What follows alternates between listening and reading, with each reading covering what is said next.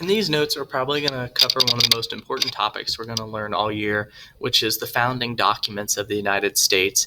This is one of the things that kind of is the backbone of going to be this class and your government class. So if you can remember as much of this as possible, it's going to help you for your next 2 years of social studies. So there's your objectives again. You can see them on the notes. If you know these by the end of the unit, you probably are going to do pretty well on the test. Vocab-wise, Republican government, this is the style of government that the United States uses. Republican does not mean the party. It means that people are elected to represent you. You don't vote on every single thing. Instead, you have somebody represent you and vote for you. Ceded means giving something up. So if you cede your spot in line, it means you're giving up your spot in line. The Articles of Confederation, we're going to go in depth on these. This is the first government of the United States, which, as it says, is replaced by the Constitution. A tariff is just a tax on imports. Interstate means travel or trade between states, so between two different states. And the legislative branch of the United States is Congress. The executive branch is the president. And the judicial branch down there, it's a little cut off, is the Supreme Court. So the Articles of Confederation are where we're going to start, and these are the original founding document of the United States. This was our original government. So after the Declaration was created, the colonies needed to actually create a government so that they could begin the process of being recognized. And the Articles are a loose affiliation of 13 sovereign states. So when most people hear Confederation, they immediately think of the Confederacy of the Old South from the Civil War. A confederation is just a style of government. It's a very loose style of government. So the key part of this is all the states remained like independent little countries. It has strong state governments, and all the states just kind of agree to work together. The problems with this can be that not all the states always agree on everything, and it's a very loose confederacy. So the states, one of the key things that came out of this was the states had the bills of rights that they began to pass to protect individuals. And this will later get kind of pushed into the U.S. Constitution, where there's the idea that there should be a Bill of Rights that protects individuals and gives you, well, not gives, but states your rights to the government. This is just a quick video on the what a confederacy is. If you watch it, it's going to explain it a little better than I can. So the Articles of Confederation is pretty much universally regarded as a weak government. It wasn't a good government, and that's because the central government of the United States, so the federal government, was very, very weak. Whenever I say federal government, I'm referring to the national government or the United States government. So the Fed government is very, very, very weak. There was no president or judicial branch, so there was just a Congress. And what this caused was it pretty much just let the states argue about everything instead of actually organizing a nation. There was a unicameral legislature, una meaning one. So there was just a single house, and every state got a vote in it. 9 out of 13 states were needed to pass any sort of legislation. So you needed a very large majority to pass any laws, and getting the states to agree on anything was very, very difficult. It took all 13 states to actually change the Articles of Confederation. So if you wanted to make an amendment to it and add a new state, or you wanted to extend the right to vote to groups of people, every state would have to agree. And getting all the states to agree is going to be completely difficult. Under the Articles, the federal government could technically have the power to declare war, but it couldn't raise an army. It had to rely on the states to volunteer soldiers. It was the same things for taxes. The states had to almost volunteer to pay taxes to the federal government, so none of them obviously were going to. And it couldn't regulate trade in the U.S. States could put taxes on each other's products, they could put tariffs, and this led to the United States getting more and more disunited instead of being actually united. Not everything was bad, though, under the Articles of Confederation. There were a few things that were passed, like the Land Ordinance of 1785. So after the Revolutionary War, Britain gave the United States all this land. They were forced to cede it in the treaty. So the United States tripled its size overnight with this treaty. The issue was the 13 colonies only extended to about roughly here. So all this land was just territories that I'm filling in, and they had to figure out what to do with it. So one of the ideas was to sell the land to pay off the debt from the American Revolution, because the United States was in crazy amounts of debt for the Revolution. So this was actually passed by the Articles of Confederation and began organizing that territory into what we have today. So the Northwest Territory is made up of the modern states of Ohio, Michigan, Indiana, Illinois, Wisconsin, a little bit of Minnesota. And this area was like the West back then. I mean, it was just frontier, mostly native tribes, a few settlers. It was divided into what's called townships, and this still affects Ohio, especially today. They were divisions of land that were 36 square miles, and you can see that it's divided into nice little like bricks. And then they further divided that land down to even the acreage. So the 1 mile sections were made of 640 acres, and that's how it would be sold. You can compare this to how like Virginia is organized. So this is the eastern farmland. You can see it's chaotic. There's not a lot of organization. It's just like organic how farms were built. Compare that to Ohio. You can see that it's all built in nice square blocks. You can see even the towns and the cities are almost contained within a square. And it really organized the land and made it easier for it to be settled and sold. The other big achievement is the Northwest Ordinance of 1787, not to be confused with the previous one we were talking about. This was the establishment of a political system for the territories so that they could be integrated into the United States. And the numbers that you see, that's when those states achieved statehood. This is going to set a precedent that's still kind of followed today of how a state is admitted to the United States. So the Northwest Ordinance decided how a territory becomes a state. So when a territory reached 5,000 free adult males meaning white, over 21, and owning property, they could elect a territorial legislature. They were still a territory, but they had the ability to make laws for that territory. When it reached 60,000 free adult males, the territory could draft a state constitution and send it to Congress as an application to become a state in the United States. This sets up that the United States is not going to have colonization, that territories are eventually going to become states that are 100% equal to the original states. That's going to be the key piece there.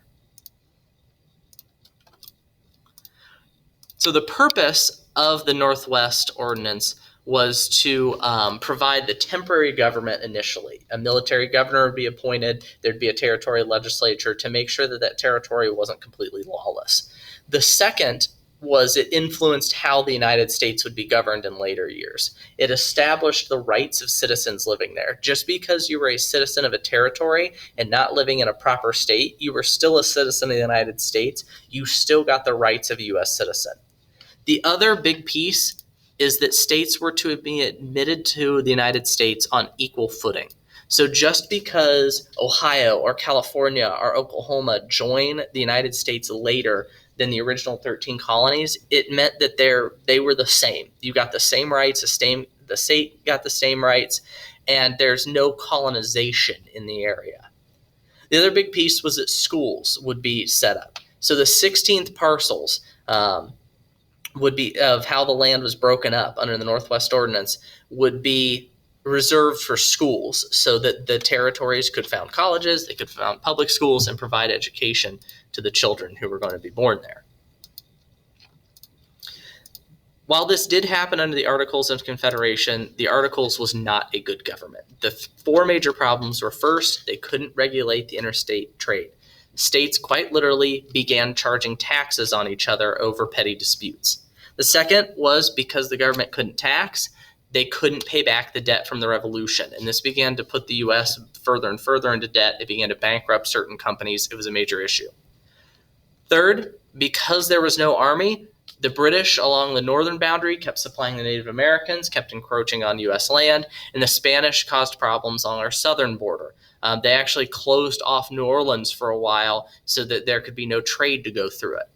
And furthermore, with the military, Shays' Rebellion was a rebellion that happened right after the Revolution against the American government by Americans, and the U.S. didn't even have an army to put it down. President Washington had to go personally tell them to put their arms down. So you can see that the Articles of Confederation needs to be replaced because it just wasn't an effective government. So the Founding Fathers decided to get together and call a constitutional convention. And originally the idea was to modify the Articles of Confederation to make them more effective. 12 out of 13 states sent delegates to Philadelphia to try and figure out how to revise the Articles, but eventually it was decided that the Articles just needed to be scrapped and they needed to start over. And this is where our Constitution is going to come from, and it's going to use even more Enlightenment thinking. So the U.S. Constitution is kind of the hallmark of Enlightenment thinking. It's a very good document. It's very flexible. It's only about 4,300 words. It allows lots of different scenarios and ideas to be applied to the Constitution, and that's why it's lasted for so long. It's broken up into articles. You're going to learn this a lot more through U.S. government. So Article 1 is all about the legislative branch. They're the ones who make the laws. This is who we call Congress. Our Congress is broken up into a House of Representatives, which is based on proportional representation on population, and a Senate, where each state gets 2 senators. This kind of bridged the gap between the states that wanted it all voting based on population, like the big population states, New York, Virginia, and small states like Massachusetts or Rhode Island, who were worried that if it was based on population, they would never get a say. So the Senate kind of works it out where both sides get to be heard. The powers of Congress are to collect taxes, regulate interstate commerce, declare war. Congress is actually supposed to be, the legislative branch is the most powerful branch in the U.S. government. Article 2 goes over the executive branch. This is the president, and the only job of the president is to enforce the laws. So Article 2 sets up a president and a vice president. It gives the president the ability to sign and veto laws. He's the commander-in-chief of the military, chief diplomat, grant pardons, and kind of just generally run the country. Article 3 is our judicial branch, or the Supreme Court, and their job is to interpret the laws. So this sets up the Supreme Court and the federal court system, if you break a federal law. And their job also is to determine the constitutionality of laws. Is the Constitution being followed in the country, and is what Congress and the president doing kind of following the American ideas set forth in the Constitution? So the U.S. Constitution uses a checks and balances system that allows each branch to check the others to stop them from getting too much power. So if the president does something Congress doesn't like, Congress can check the president. If Congress does something the Supreme Court doesn't like, the Supreme Court can check Congress and keep everybody in line. The Constitution, like I said, is flexible. It can also be amended. It takes 2/3 of Congress to do it, or 3/4 of the states. They have to vote and agree on adding amendments, and that adds pretty much every single amendment that the Constitution has. It retains the Republican style of government. You still elect representatives to go to Washington to vote for you. You don't directly vote on everything. And it retains federalism. Power in the United States is divided between the national government and the state governments. This allows it so the states can retain some of their rights while the national government has enough power to actually rule the country. The key part about this is the states reserve some power. States are not just like totally powerless against the federal government. There are certain things only states can do. You can see the checks and balances here and kind of how they work. You don't have to memorize all these, but just like the idea of checks and balances. So the Constitution wasn't universally supported. And remember, they still had to ratify it under the Articles of Confederation. So it took 9 out of 13 states to ratify it, and an argument broke out between 2 different groups who disagreed over the Constitution. The first group was the Federalists, made up of famous guys like John Jay, Alexander Hamilton, and James Madison. They want the Constitution. The Federalists are for it. Their idea is that a strong central government is going to help the United States protect itself and function better. They said that we need national taxation. We need strong national defense. You got to remember the United States was in kind of a rough neighborhood back then, surrounded by the Spanish, British, Native American tribes. And the divided power, so that federalism, where the states retain some power, is going to keep individual rights safe. There would be no dictator or king. What they do is they write a series of papers that they submit to newspapers called the Federalist Papers. And all the Federalist Papers are trying to get people to believe in the Constitution and get their local representatives to vote for it so that it can become the law of the land. There's our Federalists. On the opposite side, we have the Anti-Federalists, made up of Sam Adams, Patrick Henry, George Mason, a few other guys. They obviously oppose the Constitution. They believe that there's too much power in the central government. They do not trust a strong central government because they had fought in the Revolution against that. They worried that a strong central government would steal states and your rights, and that there needs to be a protection against that. So their demand is that a Bill of Rights be inserted into the Constitution to protect people from the government.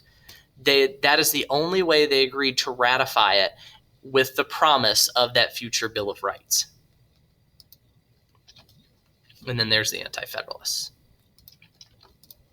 So the Bill of Rights is what got the Constitution passed. And the Bill of Rights is not a separate document. It is the first 10 amendments to the Constitution.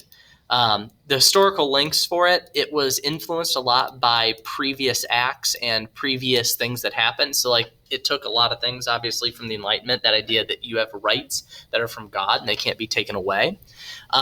It took things from the English Magna Carta and the English Bill of Rights, like trial by jury, habeas corpus. You couldn't be punished for a crime unfairly. Like if you stole a pack of gum, you could not be executed for that. You had to have a punishment, had to fit the crime.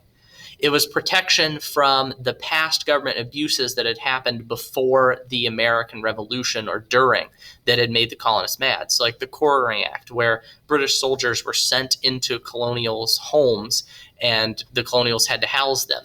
This gives America its modern property rights. The Massachusetts Government Act, which made it so that they couldn't petition or they couldn't have a protest. And that's in the Constitution, that you can have a protest, you can petition. The Virginia Declaration of Rights, guaranteeing press, religion, the rights of the accused of a crime. And the Northwest Ordinance, with its ideas about freedom of religion and the idea of equality before the law. So all these kind of went into the Bill of Rights, made our first 10 amendments, and stated the natural rights of U.S. citizens. You can see the Bill of Rights here in the different ones. You don't have to have them memorized, you will for government, but just know that they connect the Enlightenment because the United States wanted to protect these rights, and this is kind of what finally got the Constitution pushed through. So if you have any other questions, let me know, but hopefully this is kind of a good review of the founding documents.